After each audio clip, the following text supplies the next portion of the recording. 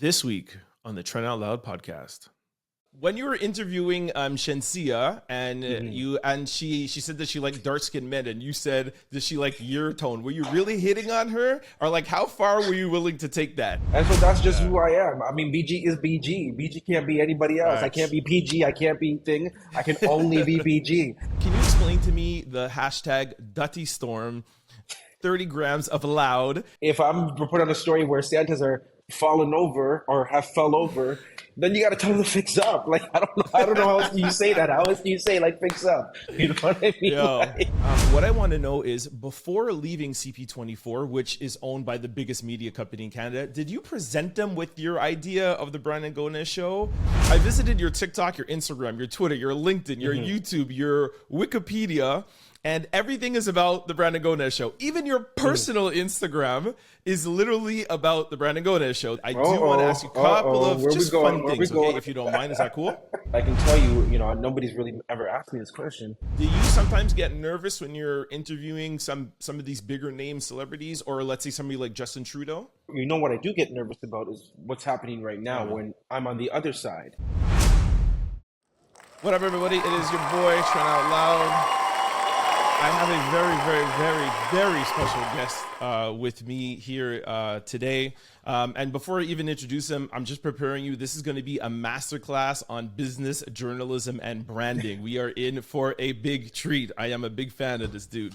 Ladies and gentlemen, my guest today is a star-studded journalist. He has co-hosted CTV's morning show, Your Morning. He then moved to a local Toronto station, CP24. He then left CP24 to create his own media company called Gonez Media.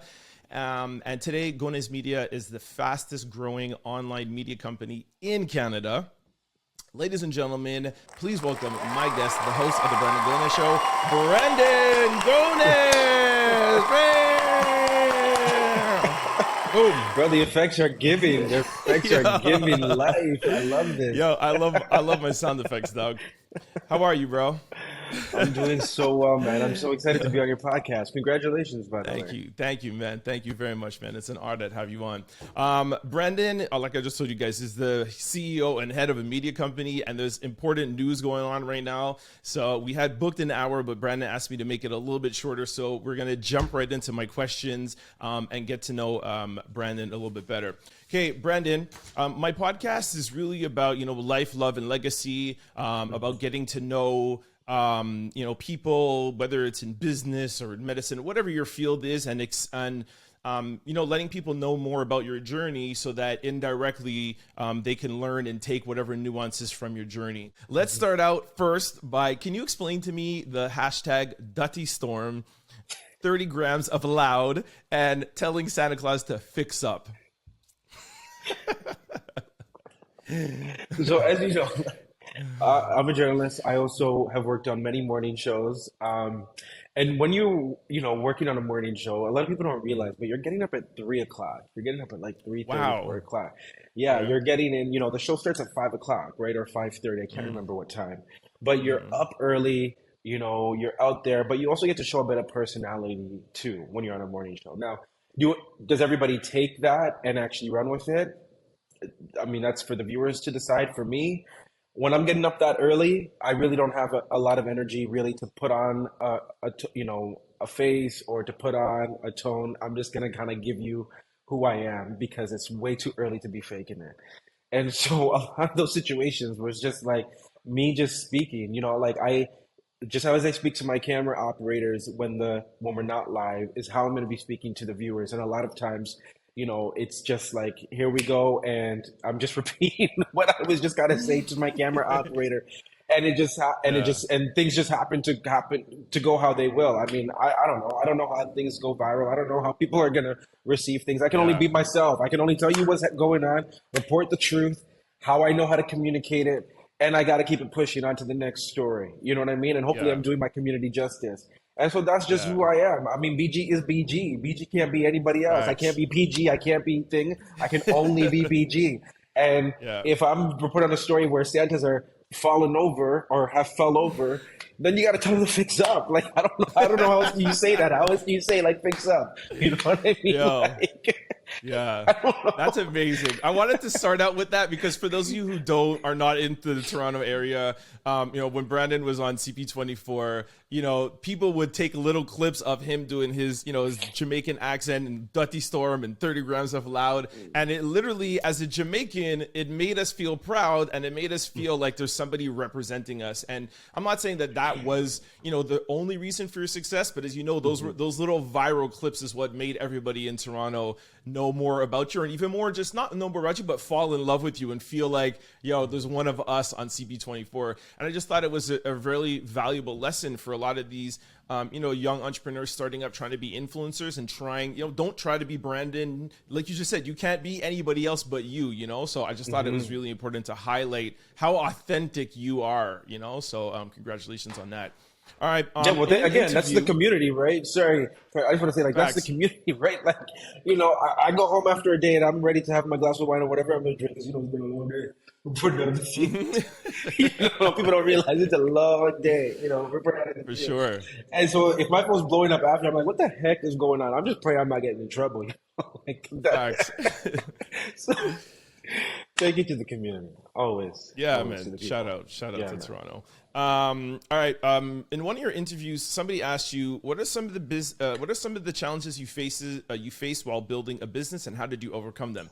Your answer was, it's not cheap to build a media company from the ground up. It requires many things, including production equipment, marketing, payroll, and more. Fortunately, I put together a solid business plan and a great team to execute that. I love that you highlighted the team, and you always highlight the team in every one of your answers. But could you explain a little bit from the financial part? Like, did you get financing? Do you have an investor? Did you have to give up equity?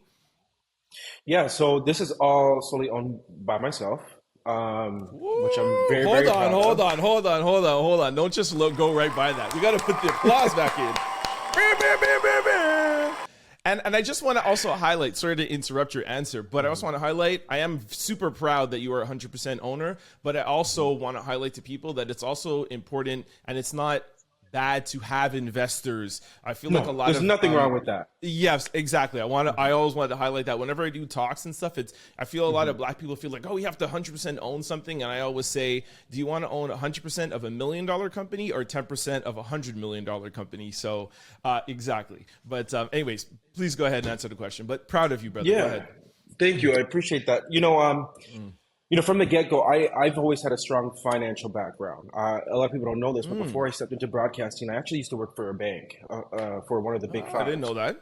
And so, Okay. like, I've always had that bit of knowledge. I also took, business courses throughout my time at university, and I've always just been Oh, interested in learning about how businesses run and operate. So, yeah. I had that knowledge as a background, which I'm super, super grateful for because, Yeah. Of entrepreneurship is something that we are trying to build so much, especially in like the Black community and other course. communities of color, right? And so, Of course. unfortunately, as you're in the process of building up in your community, you don't always have people that you can tap into to learn from and all those things. So I one day definitely want to be that for a lot of young, entrepreneurs in our community because I think like there are so many lessons that I'm learning that I've learned that I definitely want to pass down so that people don't make the same mistakes that I've made or can just avoid making mistakes just by hearing from, other people who've gone through the process. That being said, I do believe everything has to start with a plan. And so for me, this, journey, this new venture started with a plan of, how to, in a strong business plan. And I wrote that down and I believed in it and I read it thoroughly and I went back to it and I envisioned it and I sat with it and I manifested it. Oprah talks about the power of manifestation and those are the things. And I really took that to heart.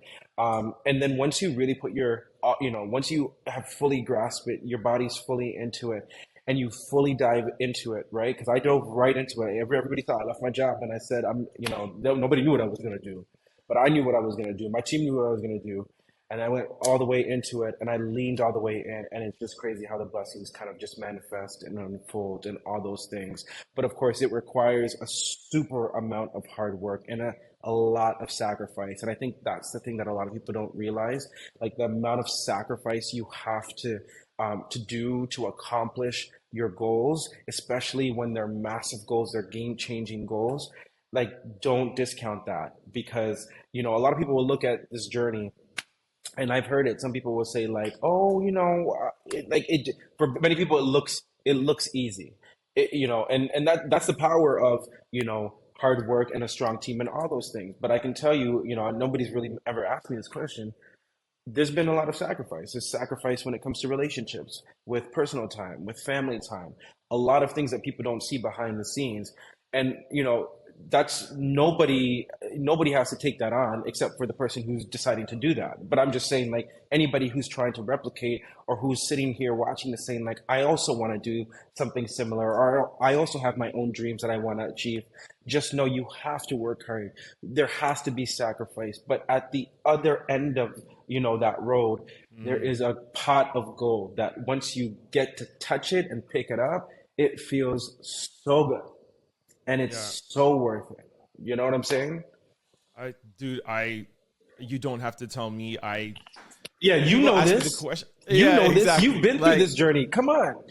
yeah, but not only just the sacrifice, but how important it is to remind people of the sacrifice. And whenever I'm at talks and everyone's like, "Oh, what do you want to tell to the next generation? What to tell entrepreneurs?" And I talk about sacrifice, people are like, "Yo, that's so generic." But just how you explained it, people think sacrifice is I gotta work hard. No, sacrifice is what are the things that you're willing to lose to make this company work. So as you're gaining financially, and as you're gaining, you're lucky that you're doing something that you're super passionate about. So you're still loving what you do, but as you're gaining, you're also losing things so that you can gain.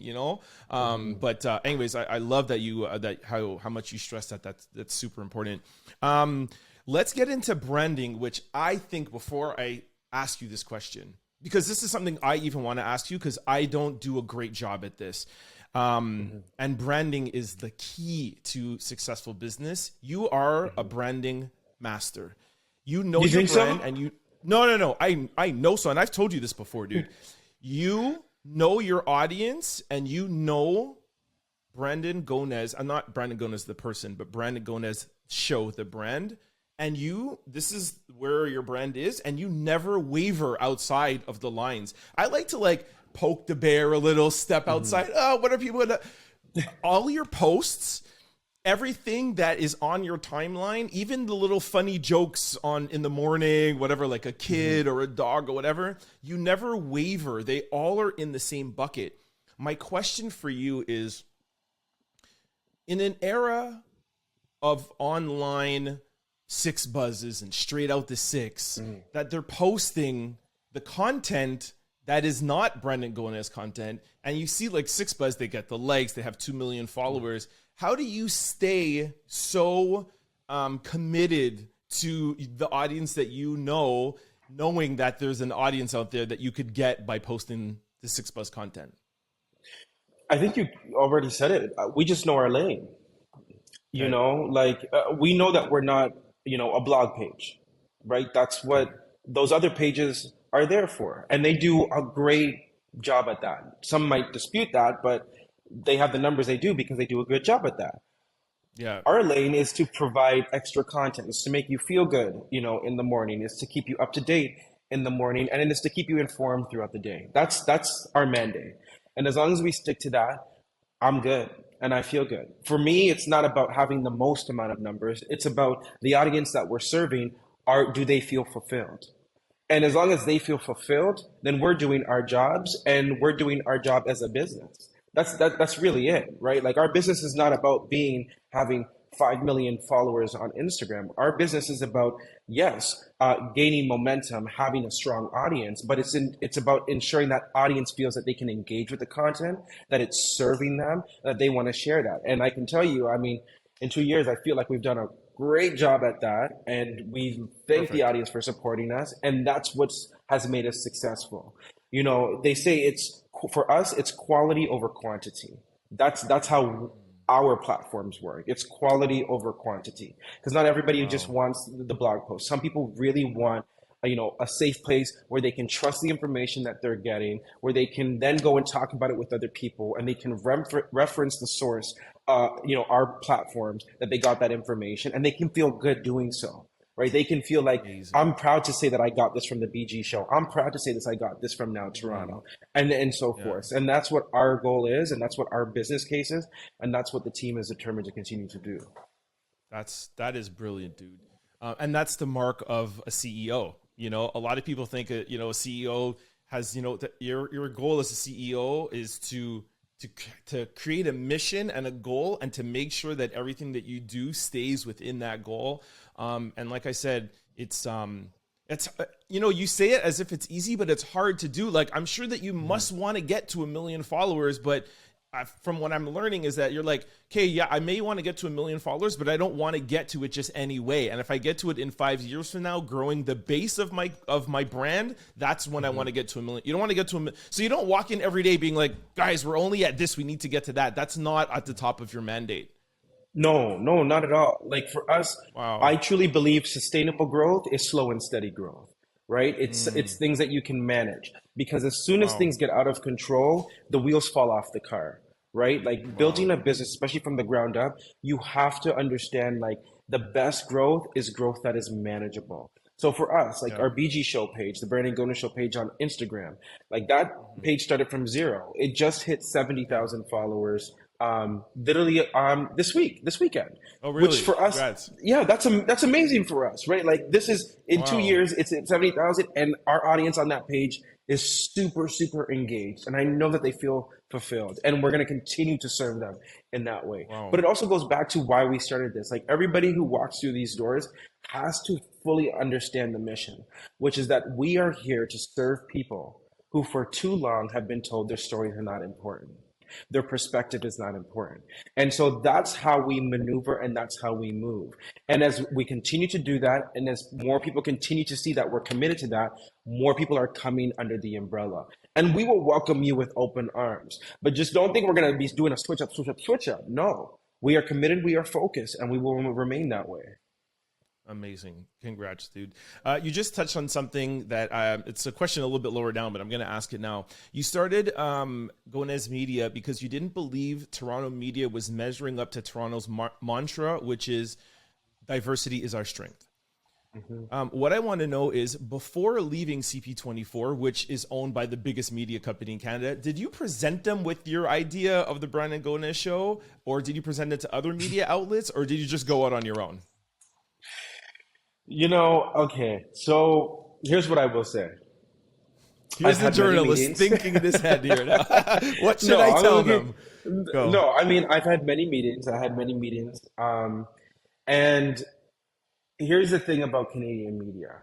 It is not the most innovative.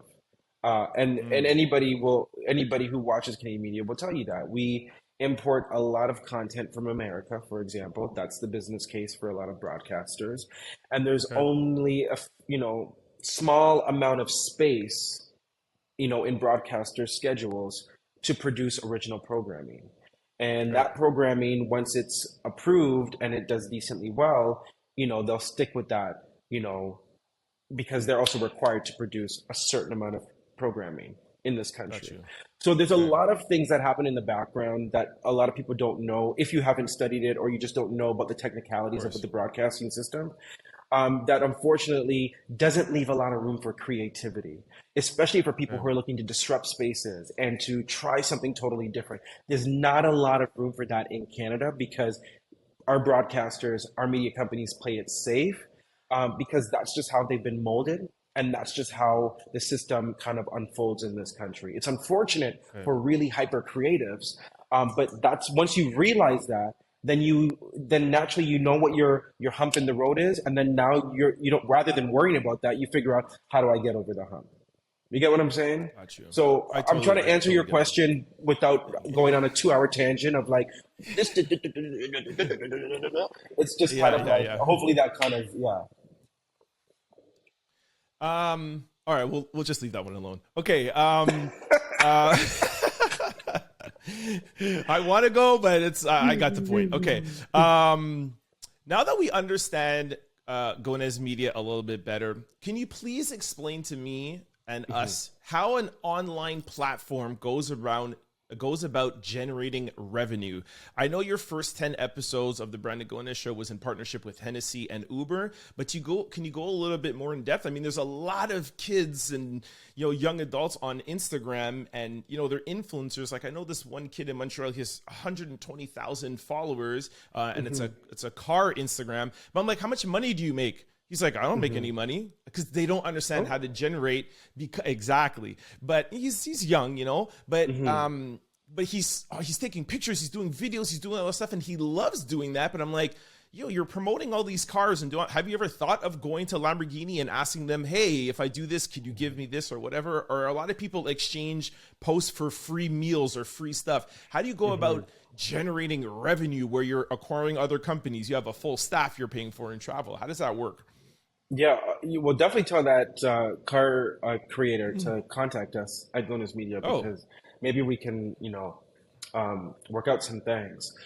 But in terms of like the digital world, the digital world is just a lot like the broadcasting world. We do have advertisers, partners, I like to call them, who understand the vision. So one of our segments that we have on the show is called the Hennessy Conversation. So Hennessy is one of our brand partners, and they are a great partner. And that segment, which a lot of people have watched and have come to realize, is about really highlighting people who are doing game-changing things. You know what I mean, and giving them a platform. And yes, we're sipping a bit of Hennessy, but Hennessy's model is to never stop, never settle. And so what we want to do is showcase people who never stop, never settle, who can also inspire other people. Another one of our partners is TD Bank. They're the official bank of the show. And any partner that we, allow to come into the family or that we engage with has to understand our mission, our community mission, and all of those things. So we created a beautiful series called Building Better with Brandon, which is all about financial literacy. Right? We always talk about these problems that persist in our community or in other communities, but nobody ever talks about the solution. And so for us, it's like, okay, let's find a solution. Let's find a solution, and let's find an organization that's also committed to that solution. And so for me, I know how important it is to understand finances, not just at a basic level, but even at a broader level. Let's say if you want to start a business.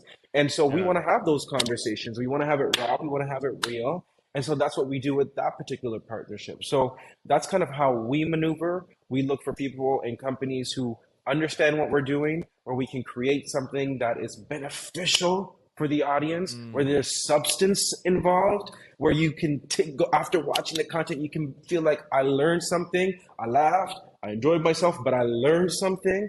And then that's where you have the beauty of what has transpired over the last 2 years. And our team has done such a good job of cultivating those type of relationships.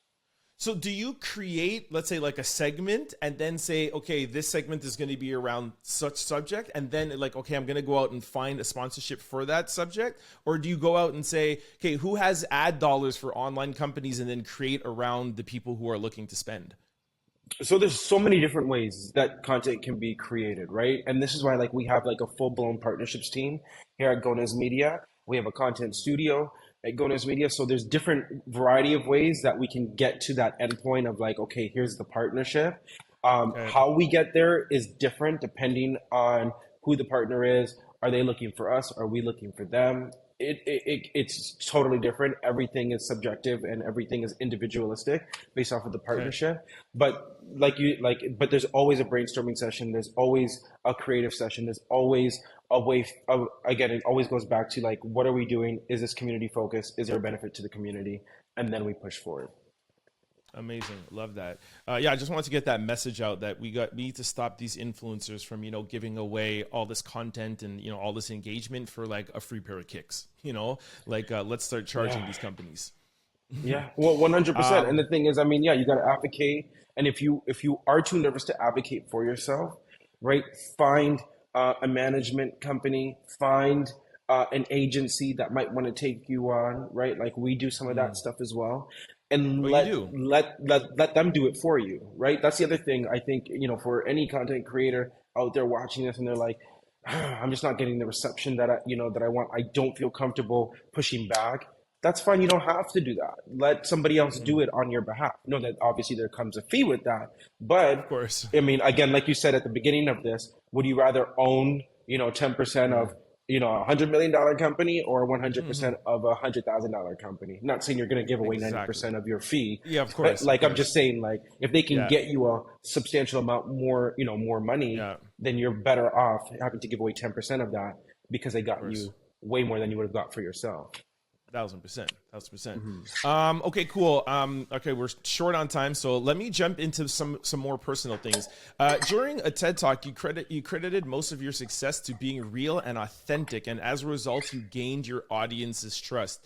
Do you go about gaining your audience's trust by keeping your personal life, because you're private, but you personally consciously keep your private life out so that your audience kind of just sees you as Brandon Gonez on the Brandon Gonez show?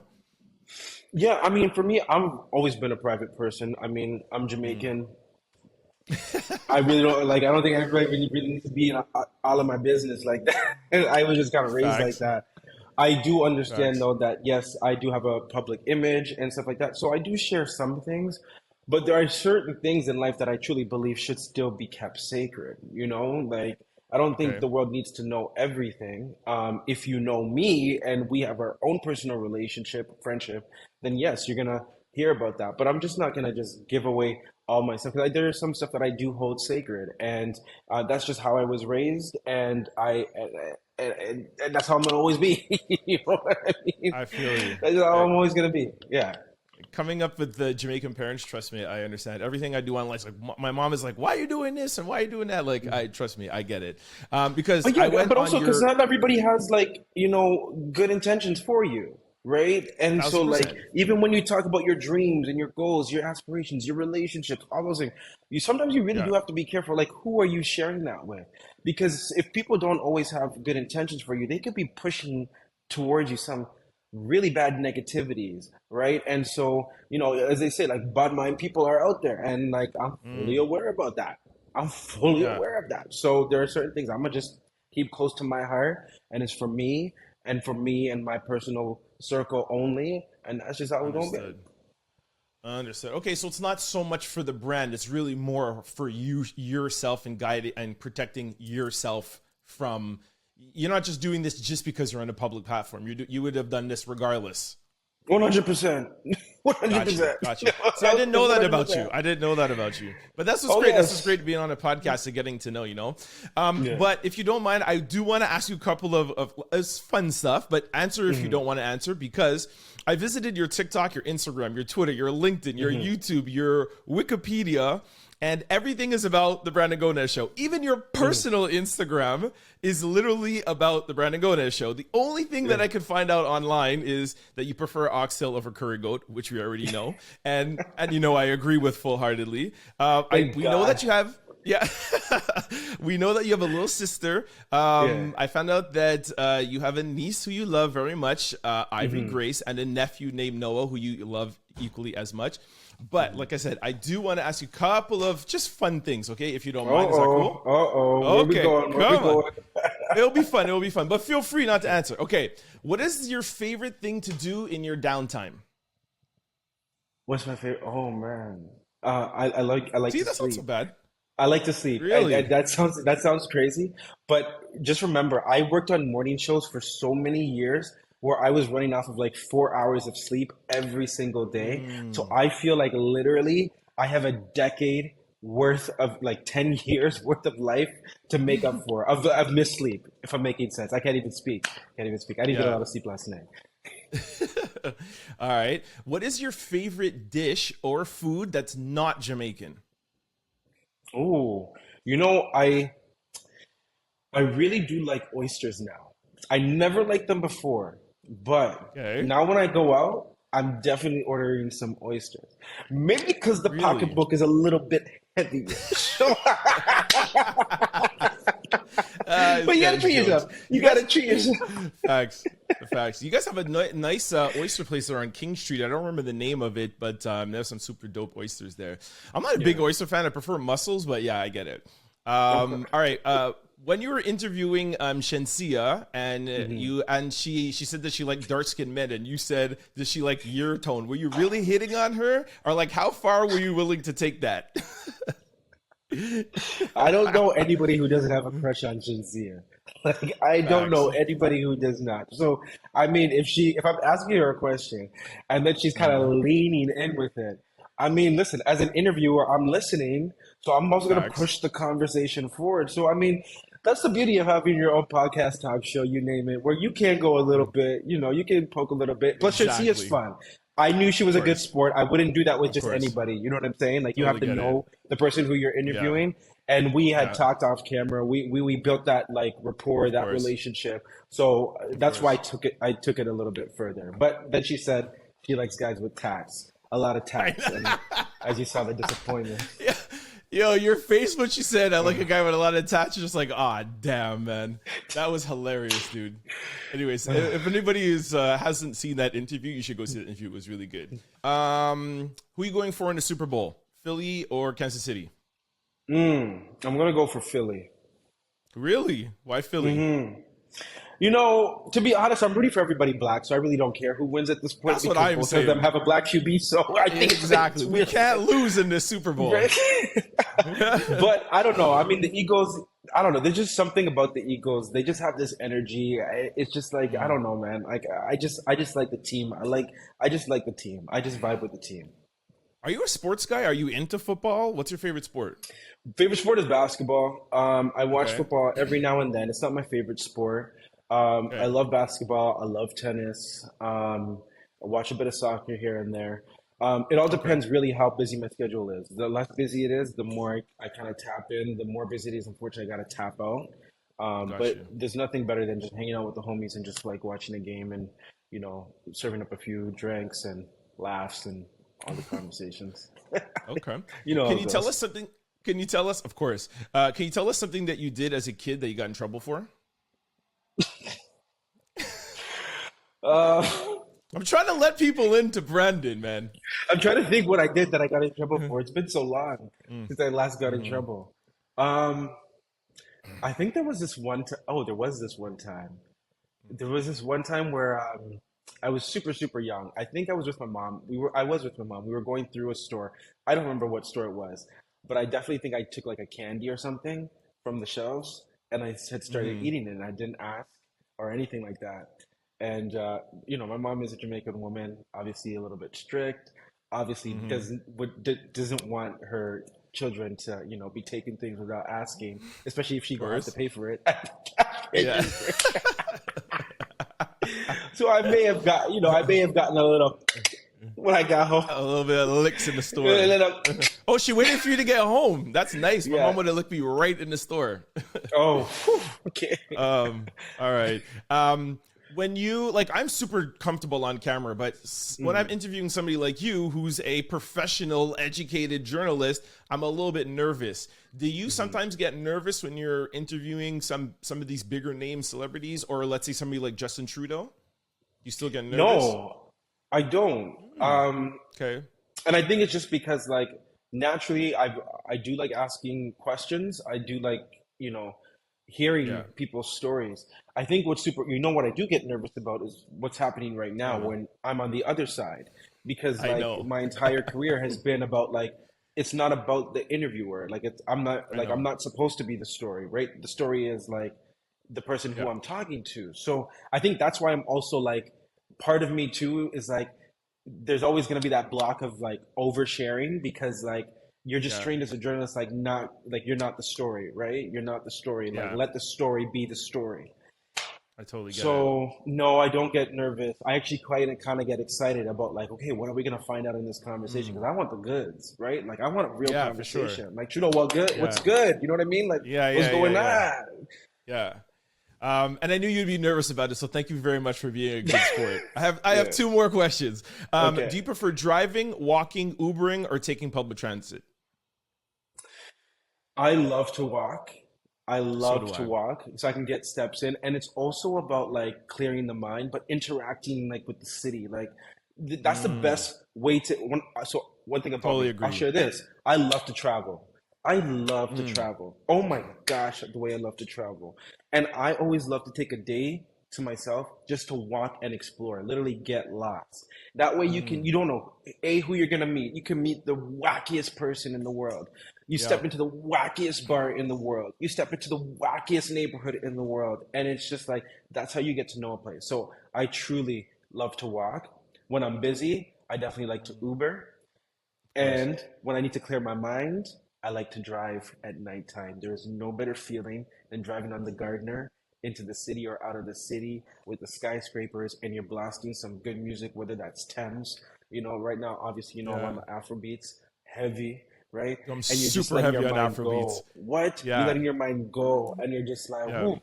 This is when the creativity is thing, or you just have to unleash some emotions, right? That night drive, window down in the summertime.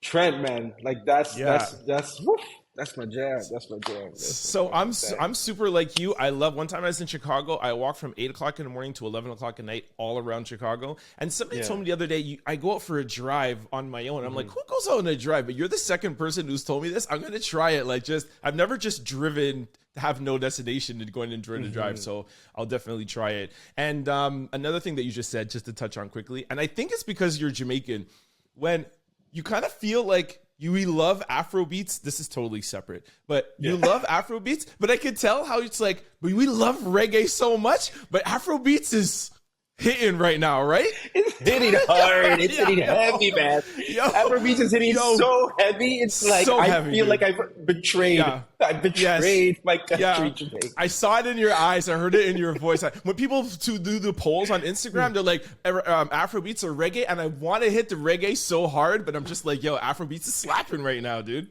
But you know what I love? I love that both genres have just taken over. Yeah, for Like it's sure. almost like reggae dancehall walked so Afrobeats could run. Yeah, And for sure. but really when you even think about it, like their roots together, right? Like Yeah, are from the same place. Like let's not forget, like for 80% sure. of like Jamaicans, I believe they say, are either Ghanaian or Nigerian. My goodness, I can't remember right now Oh, which I of didn't those know countries. that. But like we all origin like the origins are from the same place. And so what Wow. I love is that so many people are tapping back into the roots, Of course. into the motherland, into there Yeah, was used to be so much shame just by saying you were African or whatever, and it's just like I never understood that, right? I yeah, never understood why is there so much shame about that, and now it's yeah. to see like the world turning and the love being brought back to the roots, to the culture.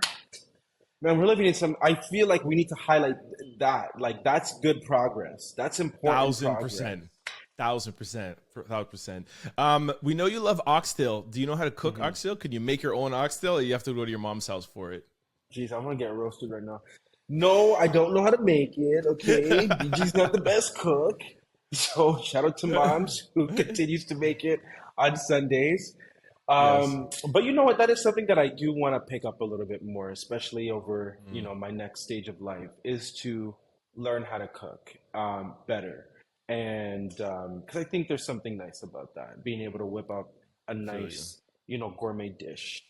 You know what I'm Yeah. saying? Like, I yeah, think it's I because we can, I know can we'll do never make it as good as our mom. So it's like, why even try, dog? Like, for what? You know what I that. mean? I know, But but I also you're don't want to right. be, We should try. I don't want to be those men that can't cook a dish. Facts. Can't, Facts. because they always say you gotta have at least 5 dishes you can make. You know what I'm saying? Facts. No, for sure. Yeah, I could throw it down a little bit, but I'm not trying to oxtail. All right, bro. Okay. Last question. We touched life, love, and legacy. The last question for you is: we clearly know your legacy will probably be Gonez Media and everything that falls underneath it. But can you just give that a little bit more context? What do you want people, your followers, your supporters to remember about Brandon Gonez and Gonez Media? You know, I never really thought about that, but if there is something that I want people to remember, is that like we did this. Hmm. You know what I mean? Like when you really think about it, like everything about this journey has played out in public. The rise of being a reporter to leaving to starting this media company to the rise of this media company, it's all played out in public.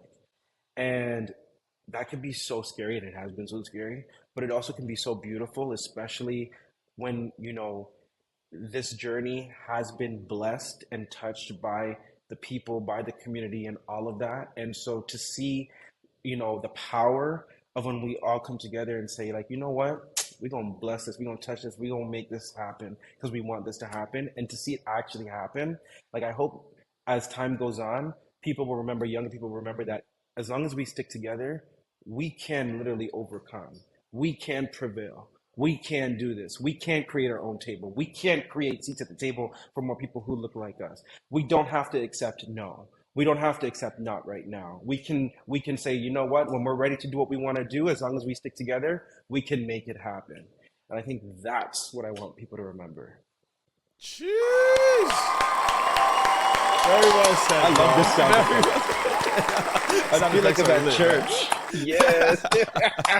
I feel like I'm at Brandon, church. my brother, thank you so much for taking time out of your very busy day. We got it under 50 minutes, so I got you an extra 10 minutes in your newsroom. Hopefully your staff will appreciate that. But I really appreciate you taking the time and giving my listeners, like I said, a masterclass in journalism, business, and branding. And bro, 10, 15 years from now, I told you this every time I see you, 10 or 15 years from now, you're going to be the example of not just online media, but just media in this country, man. And I just think that you're on the precipice. Like, you're just starting of what Gonez Media is going to be in 10 or 20 years from now. So congratulations on everything. And I wish you the best of luck, brother. Thank you so much. And I'm so proud of you, Trent. I see what you're doing. Keep going, my guy. You know, we know how much Montreal loves you. I'm so happy to see that you're expanding out of MTL, touching here in the 6. You know, let's expand that reach across the country. The more of us that are doing it, the better. So flowers to you too, bro. Flowers to you. Thank you, man. Thank you. Don't forget to like, comment, and subscribe. It's your boy, Trent Out Loud. Peace!